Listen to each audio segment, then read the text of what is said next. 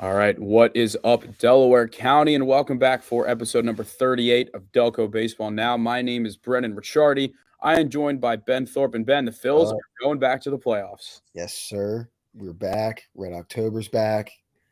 It's a good day. I'm sure some of those guys are hurting today, but we're not, and it's just Yeah. a good day. Let's give a quick shout out to Garrett Stubbs, who hit his first home run of the year while violently hungover in this game today. No way, Yeah, he had a 3-run bomb. Uh, dude. I'm telling you, man, like there's some validity to this. Like I won't say his name just because I don't want to put him on blast like this, but there's someone on our Wayne team who during their summer ball, like before they joined the team, I think he said he hit like 600 in the 9 games he was hungover and like 150 in the 15 games he wasn't. So he's just like, there's some validity. I don't know. Maybe it's like you have no expectations for yourself because, you can always bounce back on that. But shout out to Garrett Stubbs and the boys for rallying today. I think it just like for some dudes, I think it might, and like even me having pitched violently hungover, I'll put myself on like not in college particularly, but like in the Delco League, I have Yeah. pitched my fair share of Sundays Yeah. pretty severely hungover, and if you're like to a point where it's not affecting your physical, like your brain's almost off because you're thinking about how hungover you are, Yeah. and Yeah, then absolutely. yeah, and then you're just kind of like out there trying to get through it and not really like overthinking things. So I don't know. There is some validity to that. I think. I don't mind hitting hungover. The problem is in the Delco League, it's usually hot, and I just like feel like Yeah, that I don't want to do, especially on our turf field. But no, it's an exciting time in Philadelphia. It's funny that we were talking about this at Motive earlier. That in the 140, I think it was 149 years or whatever that this organization has existed, they've made the playoffs 16 times, and we've been alive for 7 of those, from '07 to 11, then last year and this year. And it's funny that some teams will be like, oh, like look at them celebrating this hard for just making the playoffs. Like that is a big accomplishment here.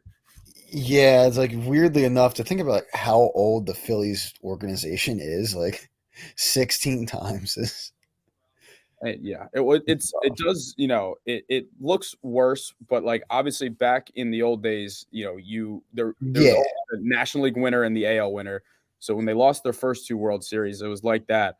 But the other interesting stat is in 15 previous playoff trips, they've made the World Series 8 times. So when they make it, they go pretty far sometimes. that's you get your money's worth, man. And that was like, yeah, I mean, even the wild card era itself probably started in the 90s ish, probably something like that. Yeah, I think it was not. I think it was like early 2000s maybe. But then Yeah, so like yeah.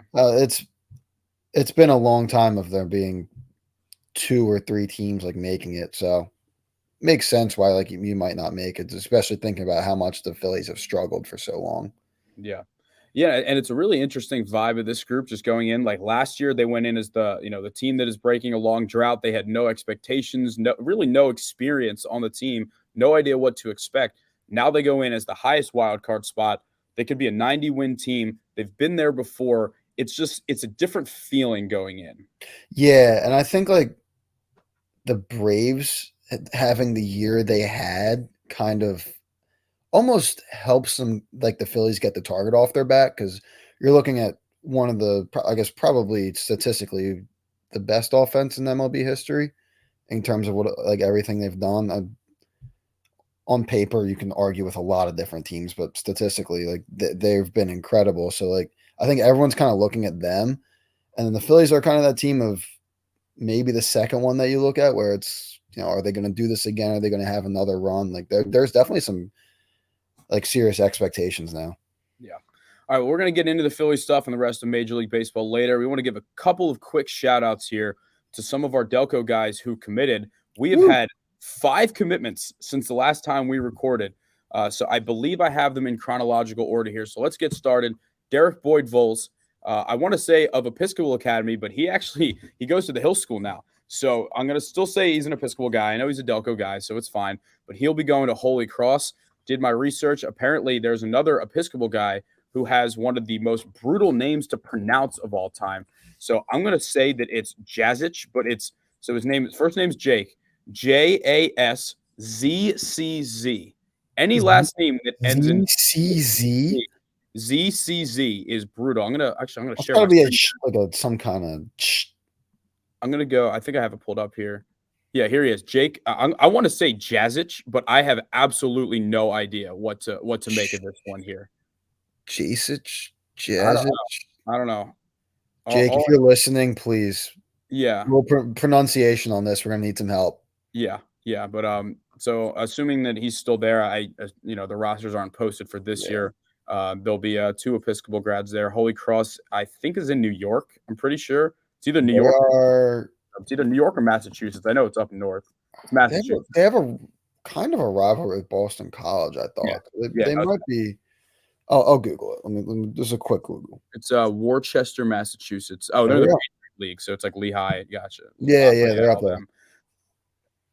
No, I mean when I saw him pitch, I mean he's a lefty pitcher. He hit as well in that game, but I mean just from what I saw, like I imagine pitching is the future he'll go. I think I saw on Twitter somewhere around like mid to upper 80s, and is a lefty with a good slider that'll play. So I don't. I think I can check the game changer. I'm pretty sure that Episcopal had their stats public, but I saw him start a playoff game. They played.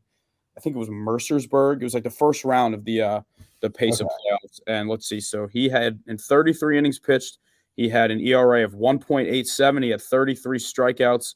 It's pretty hard to complain about those numbers. No, yeah, that's solid year. Getting a little, I guess, not gap year, but prep year. Yeah, it's Um, it's got to be interesting. And we talked about before we recorded that the Hill School is in the same like the P. I think it's PAISAA, so they just call it PACE. So like they're in the same pace of playoffs. So like hypothetically, he could start a playoff game against Episcopal, and you don't see that in high school very often, where someone transfers and it's not like a revenge game, but it's like you're playing the entire team you were just on. yeah, that's got to be a little interesting. I would imagine that could get not like chippy, but maybe a little. Maybe There's probably some chirps going. Yeah, it's probably some chirps going back and forth.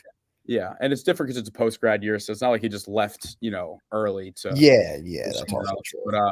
But congrats to Derek. Met his family at one of the games. They were very nice people, big supporters of the brand. So we always appreciate people that come up to us and talk to us. We don't bite. I promise. We're friendly gentlemen. We might be awkward, but we're friendly gentlemen. But all right, let's move on here. So I believe the last name is pronounced Wiley. It's Pat Wiley. It could be Willie. It's a double L. So I'm not sure. We'll have to find out. But he is going to Chestnut Hill. He's a Sun Valley guy. A couple Delco guys there. Paul Daly from O'Hara and Braden Foxwell from Haverford High School, not the Haverford School. But yeah, solid D2 program. I still don't know if they're wood bat or not. I've heard that from people. I feel like that'll be weird for college, but I maybe. Yeah, I don't really know. I guess that's one worth looking up. But like, I always like heard that, but you'd imagine that with playing a full D2 schedule and stuff and being in the NCAA for D2, it'd be kind of hard to just be like, oh, we're using wood bats for our games and kind of making everyone, I guess, accustomed to that. They better be provided by the NCAA if they're doing that because they're gonna break it all year. They gotta have, if they're doing that, they gotta have some kind of deal with someone because like Yeah. that's a lot of money you can run through there. Yeah, not everybody has a Chuck Freeman bringing bat bags to games. Yeah. But congrats to Pat. He's a first baseman, big lefty. I don't know too much about him because same thing. Like unless these high school guys play in the Delco League, I've never watched most of them play in person, just being in school. And I assume you would say the same. Other than like Yeah. Strath Havens and Bonners, if a guy's playing the Delco League, well, then I can actually watch him play, and it's a little bit different. But we'll move on here to a guy who hasn't had much of a chance to get on the field just because of how talented Bonner's team is, and that's Matt Shade. He's a Bonner pitcher. He's committed to Eastern, and it's just like, going into your senior year, like playing in a rotation like that, where you had Harry Carr, you had Brian Henry, you had Jackson Key already, you had Johnny Ortega. Like it speaks more about the volume of talent that Bonner has more than it does about a guy like him. Oh yeah, absolutely, and that's just kind of a stacked staff. And you can flip it a little bit. That's a college level staff that you're looking at there. So those are all dudes that are, I mean, either very good pitchers or going to pitch in college. We don't really know what the future for guys like Harry Carr and Jackson Kehoe are, if they're going to be two ways or just play the position. But going into Eastern, you're kind of used at that point. You're used to competing against guys like that. So it could be a good thing. Yeah. I think at some point we should get into the power rankings game, mostly because people get pissed off and controversy breeds ratings. Oh But yeah, 100%. We just will be doing that. my very, very, very early top team in Delco is probably Bonner, and it's crazy when you lose a first round pick. But when you have Corey Sheridan transfer in, you have an NC State pitcher, then you have Harry Carr, who had a phenomenal year both at the plate and on the mound. You have Ortega, you have Kehoe, you have Shade. Like they're not going to be lacking in arms, and as we've seen, like that's what takes you a long way. But congrats to Matt. I don't know if you ever got the chance to play at Eastern. Really cool field. Yeah, they were one of the teams I actually took a visit for. So I went down and did one of their like camp days. Really nice field, and then shout out my I guess shout out the one dude that runs the Talments and Bats they play for up here, Jim Crowley, Eastern alum. So he loves it down there. Kind of has talked about his playing days, and yeah, it's a really cool place. It's like it's got like the Fenway. It's like green wooden fences, but it's almost like in the woods. Like if you hit a home run, like you're hitting it into like a creek or like into a bunch of random trees. Like it's a very, I would just say unique. I liked playing there. I only played there one time, but it's definitely unique. Yeah, it's interesting. It's like right out. It's right by the dorms too, so you probably get on nice days. You get some people to come out right in the middle of campus and stuff. Like it's pretty cool. Yeah, especially for, I hate to say it, like a school where there's probably not much to do, like outside of Yeah. watching sports and stuff. My brother played soccer there a couple times too. But yeah, it seems like it'll be a good chance for him as well. We'll see what the future holds for Bonner and Arms this year. But congrats to Matt. Let's move on here. This guy staying in the Penn State family. Shout out Ben Etienne. He's going to Penn State Altoona. He's a catcher. He hit 283 for Penncrest in his junior year. He threw out 7 runners stealing. So, hey, listen, anytime you can get a catcher with a plus bat is always good. And Penn State Altoona, for anyone that doesn't know, so there's a bunch of Penn State schools that have branches. Like Brandywine obviously is around here, is the main one. But that NCAA Division III school is where Penn State Altoona is. And Brandywine, I think, is going to be at some They're point. playing their first year of D3 this year, I believe, actually. Yeah, I knew it was either this year. There's like some So- weird, process that you have to go through to get officially instated. But yeah, I mean, going to play Division III baseball. I don't know what conference they're in, but I know Altoona. They're out. There's one out west that they're in. I think they might play Like ooh, I Johnstown, think are they D2? I'm sure some of the Pitt branch schools are probably. Pitt Johnstown's D2. They might play there's a Penn State Barron. Oh, Yeah, all right. played there. I'm working on the if Chestnut Hill wood bat theory. Let me get the Penn State Altoona. Yeah. All I right. Yeah. believe who plays out there? I don't know anyone from Delco that play. I definitely looked at Altoona before I went to Brandywine for the year. I just felt like, for me personally, at the age, I just wasn't a mature 18-year-old, and I felt like going somewhere that Going to Altoona, probably. Well, it was as much about that I didn't want to go as far away as it was about, like, everyone knows Altoona is like kind of a party school. Like it's you go out there and it's just like, if you don't have your head screwed on right, then it can get to you. With that being said, if I, knowing I would have played baseball, that I might have had a little bit more control over that. Like, but with that being said, I don't regret my decision to go to Brandywine for the year. But shout out to Ben here. I know that he was DMing us because I always appreciate when guys either tag us in their posts or like let us know, like, hey, I committed. It's like, it's just nice having that like engagement. Like I don't want us to just be like the logo. Like I want to, get to know these guys and absolutely throw with them in the off season. So he, was being very appreciative for everything we do. And Benny Baseball 55 was his username, which I thought was hysterical.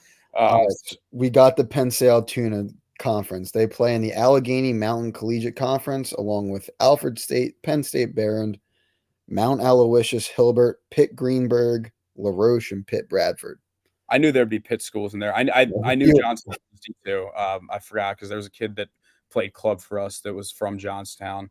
I don't know how he ended up with us, but yeah, shout out to Ben. Yeah, I don't know. Rough transfer, rough segue there, but Altoona, you're getting the chance. And hey, listen, Ben, if you're listening to this, if you're only planning on doing 2 years at Altoona, whether for whatever reason, try out for the club team and have the best time of your life. After that, when you go up to main campus, that's all I have to say on the All right. Last but not least on our commitments, we got my personal favorite. No offense to anybody else, but he is a teammate of mine, Matty Kane of the Strathaven Panthers. Also plays for Wayne in the Delco League, so that's how I got to play with him. He committed to Rowan University in New Jersey. He had a good year for Strathaven. He was their leadoff hitter, 411 on base percentage. He had a little sneaky pop, couple homers for Haven and Wayne this summer as well. And he's just a very, very I think polished would be the word I use as a catcher. Very great pitch caller, pitch framer. He's got a great arm, and like we said with Ben, anything you can add with the bat is awesome. Yeah, definitely. I mean, his polish is a very good, especially defensively. Very good way to describe him. And I mean, going off the Rowan and having kind of played 4 years of D3 baseball, not against them, but kind of in the same region. They're one of the big dogs. Like they rake. He's gonna go out there and get a lot better. So I'm excited to see. I think that's a really good place for him to go. I think it's a place where he's going to be able to thrive.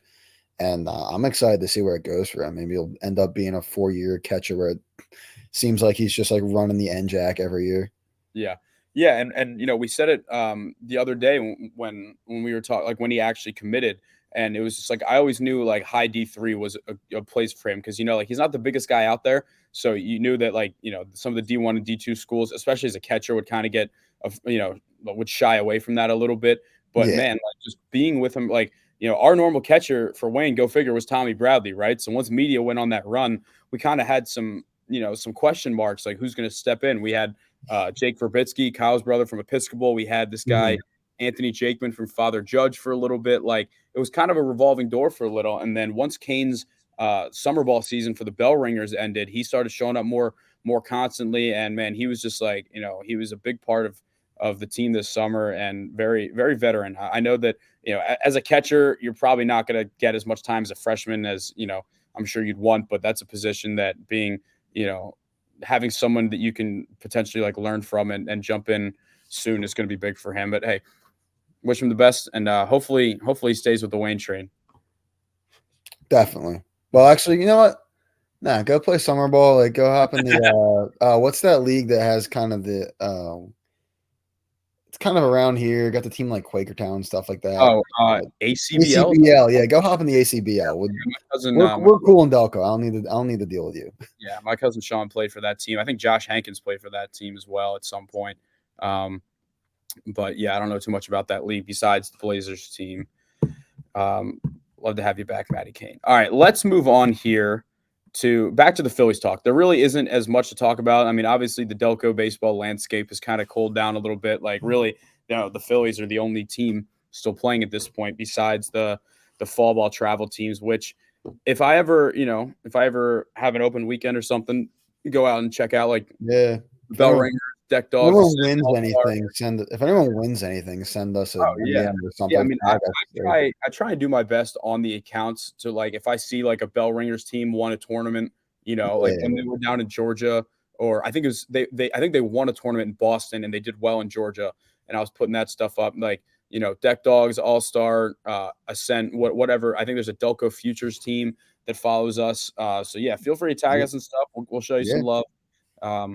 But yeah, at this point, we're talking about the Fightins here. That's really all it comes down to. The Phils clinch their spot. They will be taking on, at this point, it's kind of looking like it's going to be the Arizona Diamondbacks, but it still could be the Chicago Cubs. It could be the Marlins. I doubt it would be the Marlins, and I highly doubt if the Cincinnati Reds sneak in that's going to be. So usually we go Phillies and MLB. I'm actually going to flip that here candidly just because I think it makes more sense for what we're talking about to show the wild card standings and then get into the Philly stuff specifically. So at this point, the Braves, obviously are at the top. The Dodgers, though, I'll give them credit. I feel like they've kind of flown under the radar. Like with the amount you've heard of the Braves compared to the Dodgers, would you have guessed they're only 4 games apart? No, not even close. But granted, like it's the Dodgers, I kind of always expect them to be up there. So it's weird. Yeah. It's a weird thing of if they were any further than 4 games, I'd be kind of surprised, but also I'm surprised that it is 4 games. I don't know. It's just they've really been like quiet, but it's what they do. They have been. They've been flying under the radar, and I think injuries are part of it because Walker Buehler, I think, is shut down for the rest of the season. Yeah, so we won't see much of him. And That yeah, the Dodgers, I don't know, they just kind of like they just find people. Like that's why I was so happy when Chris Newell got drafted there because I'm like they just turn talent, like they turn people with the tools into stars. Like if you go into, I'm trying to pull up their player stats right here just to show guys that I've never heard of are probably like they somehow managed to just turn Jason Hayward back into like a 846 OPS guy. Like, are you kidding me? He was the worst player in the league on the Braves. that's ridiculous. Yeah, Like, dude, he was useless for so many years and is suddenly good again. I don't know, man. They know something we don't. It's it doesn't make sense. just kind of how it works. Yeah. Yeah, I mean, they got guys like, so they got Lance Lynn at the deadline. They got Kershaw. They got, like, I don't know who Bobby Miller is, but he's 10-4. Like, they just Bobby find. Miller, he's a rookie. He's been really good for them. Wait, Shelby Miller's still in the league? Oh my God. He's a That bullpen pitcher now. that's Wow. shocking. Feels But like decades ago he was traded for Dansby Swanson, and it was dumb at yeah, the time, you know. yeah, So yeah, looking at the standings here, I think there's only a couple games left. I think it's very realistic the Phillies play the Diamondbacks. The more interesting thing here is will the Diamondbacks be able to get enough of a cushion that they can save Merrill Kelly and Zach Gallen for the first games of the wild card? So we have to hope the other teams make it interesting. yeah. Which right now I'm got the scores up. Braves beat the Cubs again.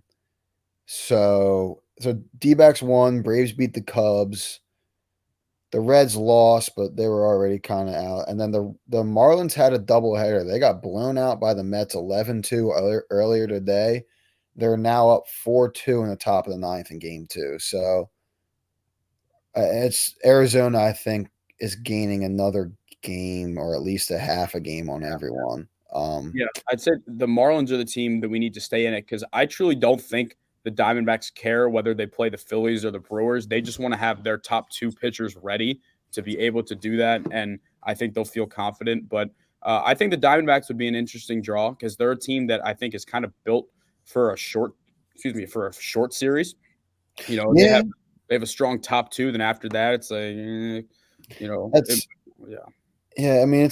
Well, you're gonna have to get one of them in general just to avoid getting swept in this type of thing. But yeah, there'll be an interesting one. I feel like they came so much out of nowhere. Yeah. Yeah, it's a very young group. It's a very Mhm. exciting group. I mean, Corbin Carroll's probably going to win the Rookie of the Year in the National League. And They kind of, in a sense, remind me of the Phillies of last year, where they don't really have that much experience. Like this group doesn't have much experience. The Diamondbacks, I feel like they're a team that usually make it like once every maybe like 3 years, 4 years. Like their rebuilds are pretty short lived. But yeah, very young team, very feisty. They're going to be playing with nothing to lose. So we'll have planning on doing another episode maybe like Monday night to kind of just talk about the actual matchup and preview it. Fingers crossed. I am supposed to be going to game one, so my buddy got tickets sweet. from. I think his dad won them, but there's a catch because he can't get out of work. So the only way that we can go, and this would be free because he's got 4 tickets, is if they give him the night slot. Which if I don't know, man, I don't know if Phillies Diamondbacks deserves the prime slot. I hate to say it. It's gonna be tough. I think better off we gotta get the community together to go to this guy's work and Yeah, he said protest as to why like they won't let him get off. it's It's like the he said it's like the busiest time of the year or something. It's just like unfortunate, but well, it's yeah, also Red October, so like that's you I don't know. I know, just told him to yeah, pull out like a dead grandmother card or something. the COVID, like I Yeah. don't know. Well, I have COVID. That would be good. Yeah, Is that like I think it's too I don't late for know, that. is that frowned upon? Or does it Yeah. like suggest that or I don't know. Just looking around at the rest of the standings here. So the Braves and the Dodgers are getting the bye. The Brewers are. I think Brewers Cubs would be a great series. Just anytime you can see a division rivalry play, Oh yeah, that'll be a lot of fun. great. Especially when it'll be in Milwaukee, but Cubs fans travel incredibly. It's going to be like a 50-50 crowd. Yeah, that wouldn't have happened in Philly, I don't think. There's no shot. But yeah, pretty much. I think honestly, anywhere the Cubs go from here, you're gonna see a decent. Like you're gonna see a lot of fans. You're gonna hear them. I mean, even in the World Series, you remember when they won the World Series, like the sound of the crowd. Oh, And in Cleveland, yeah, I was loud. yeah, there were a ton of Yeah. people there. All right, let's switch over to the American League here, where it's you could argue almost just as interesting because as of Maybe right even now, honestly, maybe even more it's so. probably more interesting just because there's still divisions up for grabs. Like the Rangers are sitting in that 2 spot, man, but they're only a game or two up from Houston and Seattle. Like there are teams right now that their ceiling is to make the playoffs and their floor is to just miss entirely. Like if whoever wins the AL West is getting a bye week, and whoever comes in third is just out, which is hilarious. Yeah, I guess unless you jump Toronto, who's what, they're a game ahead of Houston, and then Seattle's a half game back. Oh, so Seattle's up on Houston now, 1-0 in the third. Okay. And does that did so I can't read the letters. Does Texas clinch the playoff spot? I believe I don't think so. The letters show Baltimore is clinched, but not their division. The Oh, I'm Twins, looking at the. the Twins are the only team that's clinched the division. My Orioles fan friends are saying that the Rays were popping champagne from clinching a playoff spot, which means they've punted on the AL East race. I don't know if that's the case or not. But with that being said, it seems like the Orioles are probably going to hang on and clinch that 1 seed. So they'll get the bye week. But man, I need to look up the schedule here because like the Astros and Mariners is must see TV. I have it on the TV So there with the volume down. Seattle has basically their destiny in their own hands. They had the series against Houston, and I think they have 4 games against Texas to end the year, Ooh, which is interesting. going to be absolutely Yeah, I'm just hoping we get insane. another like. You ever see that old documentary about the 2011, like the game one Yeah, series? yeah. Just give us something like that where it's just like on the last day, and I think it's going to be a Sunday, which sucks because like football, like I'll have to go dual screen for Sunday, but it's just nice that It'll be a West Coast game. It'll be after the Eagles. dude, I'm not gonna lie. I think the MLB makes it every single game's at 3 o'clock on the last day of the year. Never mind. I'm gonna double check, but I'm pretty sure I remember they want it so no teams can like like you clinch like you can rest your guy like nobody has an advantage. Oh, So that okay. So that messes things up a little bit. yeah, I think it's also just for chaos. But let's see. So it'll be Sunday, October 1st. Every single game is either at 3:10. Yeah, they're at 3:10. 3:05 or 3:15, 3:05 to 3:15. Huh. So yeah, that's gonna Yeah. be man. I'm excited for that. I will admit throughout the summer, especially with doing as much as we did about like the Little League and the Strathy and the Delco League, like I haven't fully paid attention to the MLB until like probably like early mid August, like September or whatever. But these races are heating up, and it's just crazy to think that like the Astros might just miss the playoffs entirely. Yeah, I mean, they lose today, they're a half game out of the playoffs, and then I mean, so I think the thing with them is they're going to benefit. They're going to it's going to get scary if they lose to Seattle here, but they're going to benefit from Seattle and Texas playing each other. Yeah, yeah, Because, easy. I think they'll make it. But with that being said, yeah, I'm 100% gonna pick whoever is the 6 seed versus the Twins. I have no faith. The Twins haven't won. They're on like a 19 game playoff losing streak or something like that. Whatever it is, I have absolutely no confidence that the Twins are going to beat one of these teams in a series. streaks are meant to be broken, though. So, They I, could win a game, but I just don't think they win the series. so this gets looking at the Astros finish. Sorry, this is to go back. The Astros finish with the Diamondbacks. That's weird. Yeah, They're, who are they're going to be fighting for a playing. spot, but not with each other. Yeah, That's so they're bizarre. that's a. Oh, this is awesome. That's really weird. That's gonna be a very awkward dynamic. Not even awkward, just bizarre dynamic there. Yeah, I I mean, would say my final pick. I'm gonna say that who do the Blue Jays play? That's what I want to know. oh, They probably play someone in their division let me too. pull that up. I feel like they're going to Yeah. end up playing like someone shitty, like the Red Sox. Mhm. I also saw a stat in the meantime while you look that up. This is the first playoffs in 30 years that don't have the Yankees, Red Sox, or Cardinals, which is not surprising. So the Blue Jays finish with the Rays. Okay, so So it's that's gonna be weird because they could play each other in the first round. yeah. Yeah, I don't know. Honestly, I like that though. I like getting like with the back to what you said about the Red Sox and Yankees and Cardinals not making it. I don't know. It's nice to have like new teams and Yeah, new different blood fan for sure. bases, not just like the same old. I guess you could call them blue bloods. Like Absolutely. I don't know. No, that's the and I think of other blue bloods like San Francisco, they're not in. When you think of just like other blue bloods, just kind of I'll say of our lifetime, since Yeah, I mean, so and Houston, you could probably consider them one. They'll I even consider Houston, Cleveland, LA. not a blue blood, but Cleveland makes the playoffs almost every year. It Yeah, feels I mean, Cleveland and Minnesota seem like the perennial playoff Mhm. teams out of the Central, at least of recently. Yeah, You're like the Blue Bloods of like our lifetime. I would probably call Braves, Dodgers, Astros, especially of recently. Those are yeah. the I two. mean, of our lifetime, the Red Sox have the most World Series. Yeah, Red I mean, Sox. besides those, yeah. Yeah, like I'm going to stop sharing my screen here. So we kind of got that over with. And let's just get into the Phils because that's pretty much the main reason that we're still doing this here. I want to talk about the vibes in the clubhouse because I've been on a lot of very good teams that have awful chemistry. I've been on a lot of very bad teams that have great chemistry, but nothing's better than being on a good team that loves playing together. And that's what this group is without a doubt. oh yeah, it's a special thing that I don't know. I mean, I honestly it's probably pretty rare when you think about just high level baseball in general. You get so many guys from so many different areas. It's hard to get a group that they all seem like they're pretty good friends, and it's Genuine. really cool. It's really cool to have something like that in Philly and be able to kind of just experience it. Yeah, like, do you know how many toxic clubhouses there are in Major League Baseball? Like the White Sox, any of these last place teams, like it's just like nobody wants to be there. It got to be miserable. Yeah. Even some of the good teams probably like low key hate each other, Well, and and going vice versa, there's probably also some bad teams that like playing together, just because it's like, yeah, but I mean, this group, like I tweeted it from our account last night. I'm like, this group is good solely because they like drinking together when they win. And like that's like their it's motivation it's a good incentive. Yeah.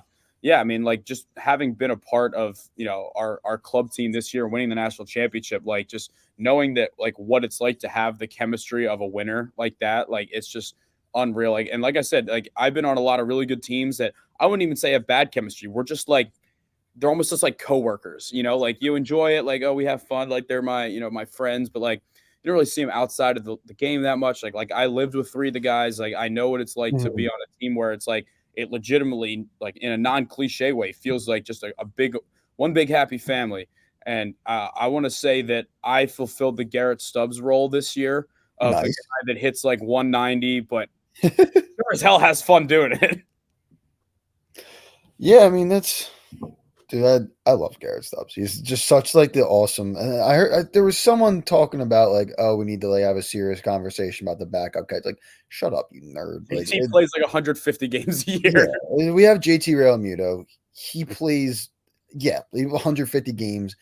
Let the vibes guy be there and just like listen. Like, I am a huge analytics like stat guy, but like, dude, sometimes you just gotta pick your head out of the Excel spreadsheet and just I don't know, enjoy things. Well, what do people think other teams' backup catchers look like? Like, do you think they're all hitting over 200? No, like they're there to catch innings and give the other guy a break. Yeah, it's you either have a team that doesn't have I mean, so more so any team with a good starting catcher. You either have like catchers who can't really hit and like they'll be matchup guys, or you just have a bunch of bad catchers. And yeah, anyone with a good starting catcher is kind of the same thing.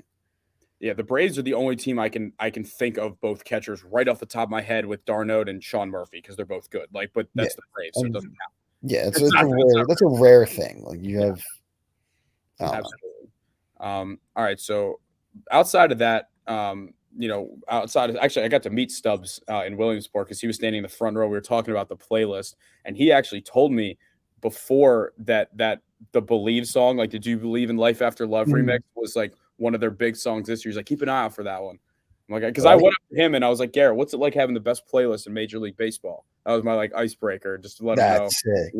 because I'm like, what else? What else is he known for here? Like the overalls, pretty much, which I don't know if It's, we're yet. it's just the Yeah, overall vibes. I don't know. Just having yeah, a vibes guy and can play somewhat close to replacement level baseball. Can't yeah. match it. But like the teams with that type of chemistry are the teams that like when it gets down to like the tough moments, they're the teams that like they're not playing for themselves, they're not playing for their contract, they're playing for the group of Yeah. guys around them. And seriously, like not every team does that. It's a shame, but It's the truth. No, yeah, and I think honestly that's not like a higher calling, but I think that probably pushes you harder when you're playing for not completely, I guess, selfish Yeah. motives. It's like I'm winning for them, not for myself Yeah. here. So I want to talk about the most fascinating player that once we talk about on the preview episode on Monday, the most fascinating player, and that's Orion Kirkering, who throws like 99% sliders, but when he doesn't, he throws like a 99-mile-an-hour sinker, and he's the wild card for this playoff run, in my opinion. Yeah, no, I mean, honestly, like, gotta temper expectations a little bit because this is also a dude making his MLB debut. But dude, he's That's getting why it's a thrown. wild card, though. I'm not saying good or bad. It's like he could either Oh, yeah, yeah. low leverage or he could be closing a game in the 11th. Like I have no idea what like his ceiling is so unbelievably high that we don't know what his floor is yet. But I mean, he was in wasn't he in I think he started the year in low A, didn't he? And just made his way He went from somewhere in single A to triple to to the bigs now. So it'll be interesting to see what they do with him. But I mean, his stuff just chumps yeah, all. and whether it's this year or next year, he'll be a big part of the team. But um, I'm curious. I mean, I think he threw shutout inning today. Picked up another 2 strikeouts. Like I think he's definitely going to get some work over these last few games, just so they know, like, hey, what do we Yeah, have? see what he's got. Because I mean, man, the bullpen's scaring me. Craig Kimbrell hasn't looked good. Sir Anthony's scaring me. The next bullet point I had here is the player that I trust most in the pen. Can you guess who I'm going to say? Jeff Hoffman, baby. Jeff Hoffman. It's 100% Let's Jeff go. Hoffman. That dude, he probably has the coolest origin story. Have you ever heard about how he got like called up and to be in this spot? I saw something on he's like throwing BP to Harper, right? Or something like Yeah, that. it was when they were trying to bring Harper back from his injury. They needed some people to throw live, and he threw live to Harper, and they're like, "Who the hell is this guy?" Kind of like, Oh, um, so he wasn't on he was on the team. I think he was just in the minors or in like oh, clear okay. wherever he was rehabbing, you know. Okay. And he threw live to him, and it was just like, they I guess they realized they had something. It worked out, and I'm gonna pull up his numbers here. But I remember earlier in the year, I went to the Phillies played the Cubs, and it was like Rangers' first start back from injury. He didn't do very well. I just remember they brought in. I'm like, who the hell is Jeff Hoffman? And he was not good in that game. So I kind of in my head wrote him off as like, this is just like a guy that'll be back in AAA. We'll flip him up. 2.47 ERA. 51 innings. He struck out 68 in 51 innings. And I saw him for the first time look actually like fired up when he got out of that inning against the Pirates. So it's nice that it's always funny to see the guys that have no emotion get fired up. Like Yeah. I was at a game where Kyle Gibson like was fired up, and I'm like, what? Where is this coming from? I don't think I've ever seen Kyle Gibson have emotion. But yeah, no, that is always cool. I think Jeff Hoffman, I think we talked about it before, like hero arc or villain arc, whatever you want to call it. That started with the Eric Sim left-handed homer off him. Yeah. But dude, like he's been just consistently lights out all year. And I don't know. I mean, we're gonna see him in a lot of high leverage stuff, especially because I don't think you can trust Sir Anthony. And I No, mean, Kimbrel's going to be the closer, but yeah. Yeah, I think you're looking at, so say, you win or lose, you'd expect Zach Wheeler to probably give you somewhere around like 6 or 7. I would say it oh, goes cool. Hoffman, Alvarado, and Kimbrel is probably like the formula. I would guess. Yeah, Um, those had to be the guys, and then I don't know. You got Strom in there who would probably throw don't Kirkring, Chris maybe. Sanchez, baby, get on the Chris, wave. yeah, and then yeah, you'll have Sanchez, Lorenzen. I think Sanchez's role will be ready at any point if a starter implodes. That's pretty much going to be Yeah, it. Like that he'll be an innings if eater type yeah, thing. Yeah, he's not like, not that he can't come in for one inning, but like he doesn't really have the stuff to just be like the one inning guy. Like you want him to go a little longer if possible. Yeah, 100%. But I think the more interesting question, and this isn't to get ahead of ourselves, but if the Phillies win this series, who starts game 4? It's probably Taiwan, but he hasn't had a great second half. I would trust Sanchez over Taiwan. It might just depend on who their team, like would a lefty or righty be better, I would. I It, agree. Like I would try. it would I be would rather see. Because like I don't know with Taiwan, I feel like you kind of know what you're gonna get, and it's a little sloppy, especially when you think about like how playoff baseball goes. Christopher Sanchez could just be a dude that like you just don't really figure out, gets you 5 innings and I mean, he struck out 10 Braves. yeah, he's playing himself into that role. I don't think a couple months ago we probably never would have considered him for that, but he's played himself into that, and good on him for it. No, because I mean, the last 2 years he didn't play very well in his time up in the majors. So No, absolutely not. definitely separated himself for this year. But yeah, I mean, we know Zach Wheeler's going to start game one. I feel a lot better about Aaron Nola after that outing last night. I get it's the Pirates, but like it doesn't matter if you have the stuff there. Like he let up a solo homer to Brian Reynolds, who's a star player. Like that Yeah, happens in yeah, baseball. Like it is what it is. I think it was either Dombrowski or I think it was Rob Thompson that said like he's a big game pitcher, and I do trust him. But man, like this season, he really made us test that trust. yeah, and I think like what we've seen is kind of spoken to the big game pitcher. I mean, it's tough when you're a big game pitcher and you stink in other situations as he has this entire year, but yeah, we've got kind of gotten to this down the stretch now where he's like, you know, these games are either getting you closer to clinching, getting you better playoff position, like whatever. And he's kind of turned it back on, which is good to see. Hopefully that just keeps going. It looks like so Nola faced the Diamondbacks in Arizona on June 15th. He went 6 2/3, let up 4 runs. He had 9 Ks and they won. So I mean, That's it's livable. okay. Yeah, I'd say that's like a quality start type thing. That's definitely break that one more down on the game preview. Let's see, Zach Wheeler. Zach Wheeler went 6 innings, 1 earned run, 7 Ks. We beat him 15-3 in that game. So it's got to be somewhat promising. I think he actually he also faced them in May, 6 innings, 3 earned runs. We lost, but that's because we didn't score much. So he was also he Yeah. kind of slow start to the regular season. But enough about the pitching. Let's talk about the lineup. I think the lineup is kind of already set, except for one thing that could flip flop, which I'm going to get to. So Schwarber's going to lead off in DH. Turner's going to bat second and play short. So Harper is it was weird. Like all of last year, he hit third, and then Thompson switched him in the 4 spot with JT. I imagine he'll probably be at batting third with Bohm 4, Stott 5, and then where I really think it could flip flop is Castellanos and JT at 6 and 7. That's kind of been like they've been flip flopping all the time Yeah. on who's hot, and I think it's just going to keep going with like who's doing better. I'm fine with that. I think they both seem to be hitting pretty okay out of there. So I don't know. I'm cool with sticking with that. Yeah, the Brandon Morrison left at 8 and Johan Rojas in center at ninth. I think that outfield is kind of solidified. Like it's funny. Castellanos, like you look at him out there, and sometimes he looks kind of awkward. He looks like not like unathletic, but just like doesn't make some plays. But like I don't think he had any errors this entire season. There's just some Yeah, plays I he can't didn't remember. get to.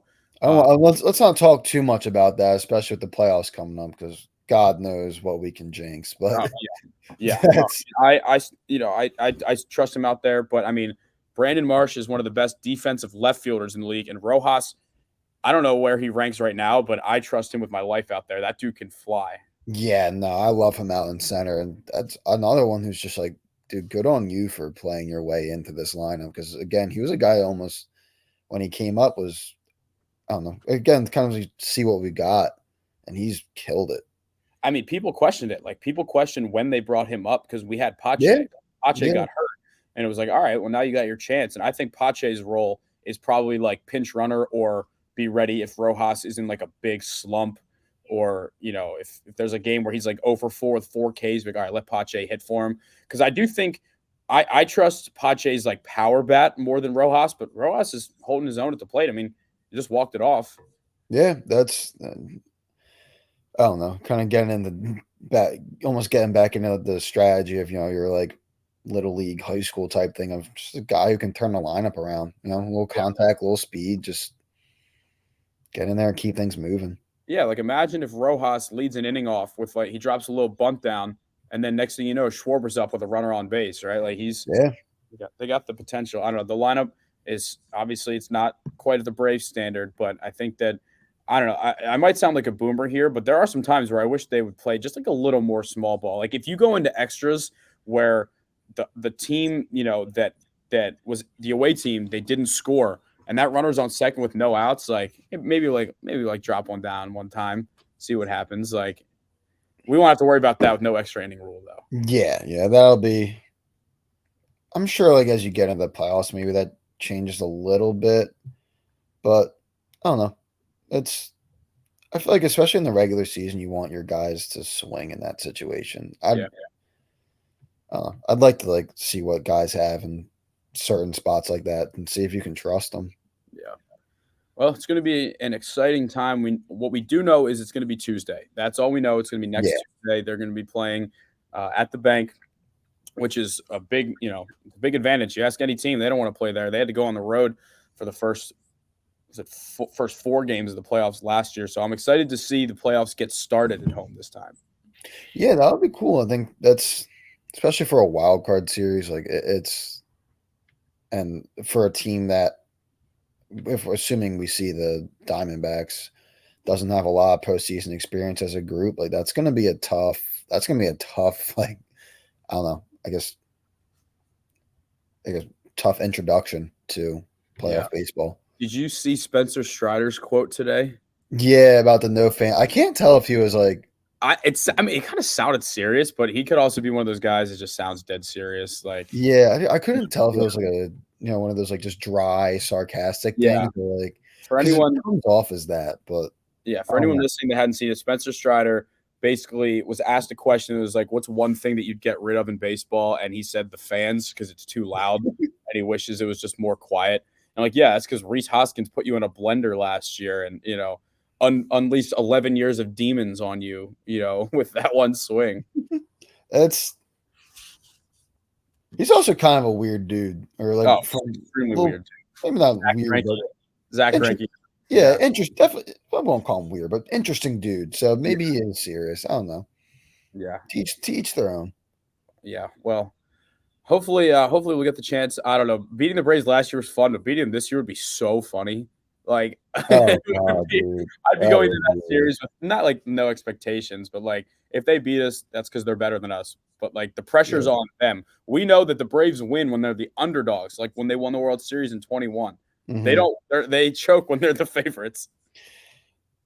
Yeah, it's gonna be interesting. I'm excited to see what, and like even after that, you got the Dodgers or someone waiting for you. Like it's gonna be.